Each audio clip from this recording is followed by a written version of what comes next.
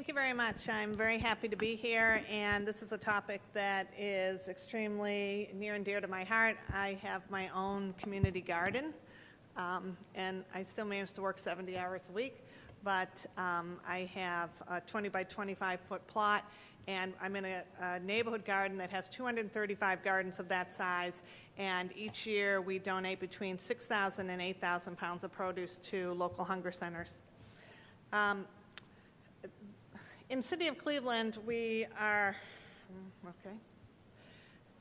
very interested in local food, and one of the things that the mayor has commissioned is a group called Sustainable Cleveland 2019. It's our goal by 2019 to have a green city by a blue lake, and so that, in the first year, a couple of years ago, 2009, we had over 700 individuals come together with this goal in mind, and they broke into different groups, and one of the groups is local food. So this is an initiative that really our city alone could not take on. This initiative. It's huge. Ken's absolutely right. This is all about networks, and we need some people on the ground really doing the work. The city of Cleveland itself, we don't have enough staff to spend really putting together these networks and doing all these community meetings, but having this local food group has done an incredible job to help us get this done. It's also done things like defining what do we consider to be local, which you'll find if you start a discussion in your community, this will be the #1 thing that people will argue about. We've come up with a lot of innovative policies and programs. What's really important to us is it helps us address food deserts. And what Ken was talking about, how people don't have pots and pans in their kitchens, one of the things that we found is that lots of people in the neighborhoods, because we don't have grocery stores in some neighborhoods, people are eating out of convenience stores, they're eating frozen foods, canned foods, fast food, and they don't know how to cook these foods anymore. So this was a phenomenon we really were surprised. If you showed a kid a cabbage, they had no idea what a cabbage was or what you could do with it. Even a tomato, which I was surprised since I love tomatoes. Cleveland has more than 200 community gardens, 12 farmers markets, 20 urban farm and market gardens, and 25 community-supported agriculture programs. So we've got just really a robust network, and it continues to grow. One of the things we had to do is change our zoning. If you're in an urban community, you probably don't allow farming in your city. So we really had to be very thoughtful about this, and we have to make sure that we are making everyone happy to the largest degree possible. Our legislation that we nicknamed Chickens and Bees, got a lot of people out to our council meetings to talk about chickens and bees in the neighborhoods. I did learn an important thing. You can have chickens without having a rooster, which once people got comfortable with that, they found that, okay, well, if there's no rooster, I guess chickens aren't so bad. So we allow citizens to raise up to 6 chickens, small animals, and up to 2 beehives on their either small vacant lots or in their backyard areas. It requires biannual licensing by the health department, and the health department also go out and do spot checks if we have a complaint about noise or smell or any other particular issues. They'll go out there and just make sure that things are being taken care of.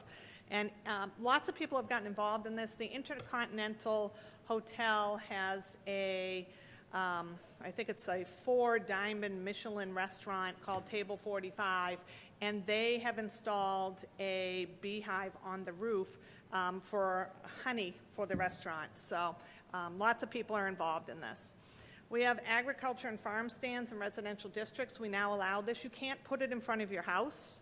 It's for vacant lots, and it requires approval of the Board of Zoning Appeals.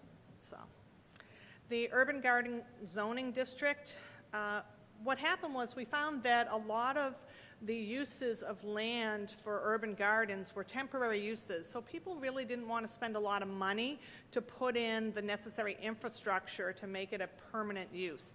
So we changed our zoning to allow this, and we recognize that in some areas this may be the highest and best use. And just in case you don't know a little bit about Cleveland, we were very heavily hit in the foreclosure crisis, and in some of the poorest neighborhoods, a lot of people lost their homes. In addition, then due to strippers and scrappers who've gone in and really taken everything of use out of some of the homes. What happened was they had to be demoed. So we have some areas of the city, some of the poorest neighborhoods, where a lot of homes have been removed, their foundations have been filled in, and these are areas that we're now looking at. Cleveland shrunk in population size, so we're saying, hey, maybe some of these areas we could use for urban agriculture, and it will help us get food into these food deserts. We have an area called the Urban Ag Innovation Zone. It's 6 acres, and just a little background, there was a fire in the 1980s in this area, and it wiped out a lot of houses. And so we had all this land in our residential land bank. So that was one of the areas that our local community development corporation said, you know what, we want to look at this and maybe do something different with it.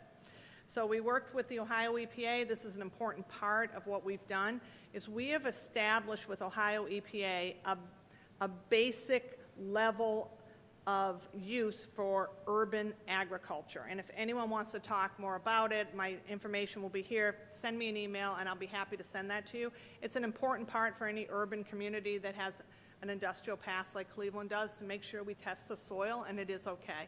So we've developed levels with Ohio EPA for agricultural use. We're working with the Cooperative Extension, and they've received a lot of grants to be able to fence the area, bring in some soil, and provide large community storage sheds for these farms.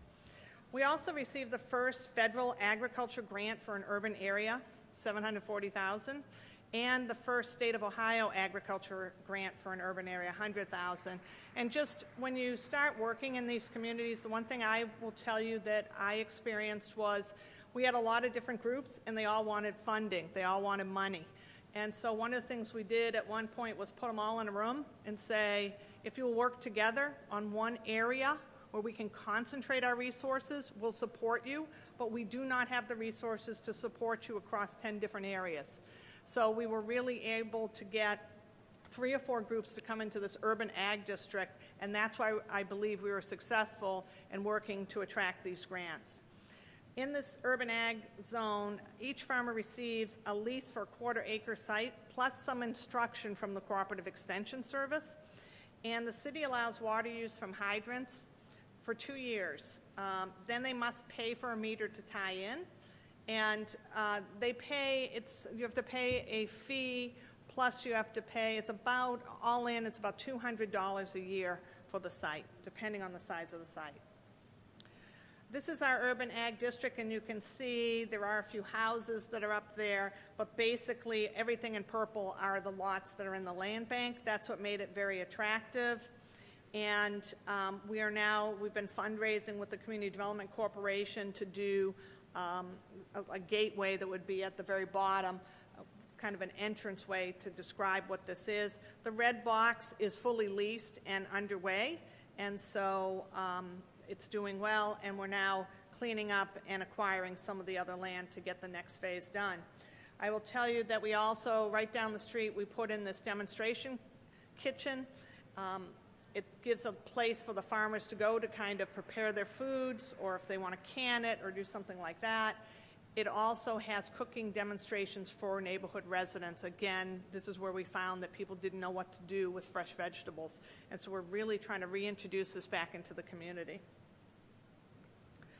This is what we hope it will look like in the end. And at the bottom there, that whole block, that was an industrial facility, so that's going to take us a little longer because we've got to do some cleanup over there. But as you can see, we're looking at big hardscape items in that area. This is one of the other, just north of the first just basic farming area. This is a group of neighborhood residents who came together, childhood friends, and they established the Riddall Green Partnership. And these guys are working, they have a tilapia farm, and you can see above the fish tanks they have the actual produce growing, and so they use the water from the fish tanks to water the produce area. They also have a composting bed and various gardens outside as well. This is what our next step is. We're trying to work on a food prep kitchen, a retail store, interior gardens, and a second aquaponics system. So we're expecting we need $800,000 there, and 25 jobs will be created from that. We're working to raise funds right now with the local community development corporation, who's done a pretty good job so far in bringing in money. A couple of things about the city. We have incentives to support local food. The first is for contracting. We give a 2% bid discount on city contracts for companies that are buying at least 20% of their contract totals from regional growers. This is pretty important. Our City Hall cafeteria contract, for example, that opened up, and this was one of the first areas where we could really push to make sure that local food is being utilized. And so we were able to make our selection based on the company that was able to bring in local food.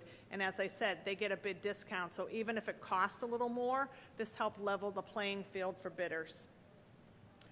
Our Gardening for Greenbacks program, this is out of our Department of Economic Development. We offered grants. It was up to $3,000, and you could use it for any capital asset. So if you needed tools or a shed, fencing, etc., we could help you with that.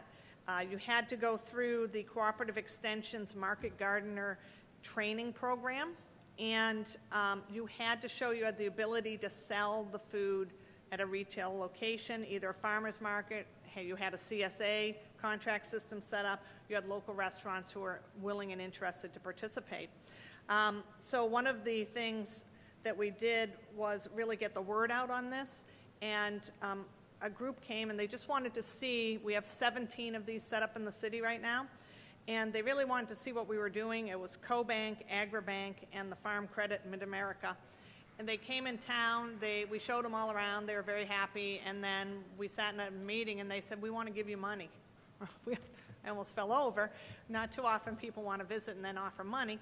But they are now providing a 3-year grant to fund the program, $135,000. So we're going up to $5,000 in our efforts to really encourage more farmers. The Green City Growers Cooperative, we have a group of businesses called Evergreen Cooperatives that are green businesses, and they hire from the community. They are hiring predominantly ex-felons, and this is very important to us in the city of Cleveland as ways to help neighborhood residents invest in their community. They become worker owners. This is our 3rd business, and they are going to grow leafy green vegetables and basil. Those are things that are frequently damaged in shipping long distances. And the most important thing about why we could fund something like this, because the city helped with funding, is because all of our local institutions, Case Western, Cleveland Clinic, and University Hospitals, offered to buy the produce from this operation. And they encourage their major supplier, Sodexo, to purchase as well, so they'll purchase beyond this. In addition, I gave here, this is our funding, which is from HUD 108 predominantly. And the one thing I will tell you is we had a difficult time on eligibility since there's only 42 jobs. But what we were able to do is under goods and services for public benefit, we are offering our local food bank for hunger centers in the area around the greenhouse. They will be given produce from the greenhouse that they can distribute in the hunger centers. And so that made HUD happy, and we were able to get this thing done. And if anyone wants to talk more about how we did this, it was hard, but we got it done. Cleveland Crops is a collaboration between OSU Cooperative Extension Service and the Board of Developmental Disabilities. They have 20 adults working in 6 gardens currently, and their goal is 100 adults. This is something that has been fantastic for us. It's given a lot of individuals who have a tough time finding a job, a place to go to work every day, and right now they have received a large grant to be able to develop a greenhouse, hoop houses, and a commercial kitchen. And so they're really looking to expand on a very large piece of land to develop this. So in closing, what I'll say to you is what has been key for us, it's great to develop this infrastructure, but as Ken said, if you don't have the people who are willing to step in and buy to make this successful, then it all falls apart. And that's what we've really worked on. Our local restaurants are purchasing from these organizations. We have St. Vincent's Charity Hospital is buying from the guys with the tilapia farm. So each and every one of these farms is making a connection for where someone will buy that produce. And that's been critical to us to really make this thing work. And at the back, I have this little slip of paper. If you look at SlideShare at the bottom, not only is this presentation going to be up there, but we have a booklet called Growing Cleveland, and it kind of describes in more detail a lot of this information, and you'll be able to get that off SlideShare as well, and a couple of other reports that we have on urban ag. So hopefully that was helpful to you. Thank you.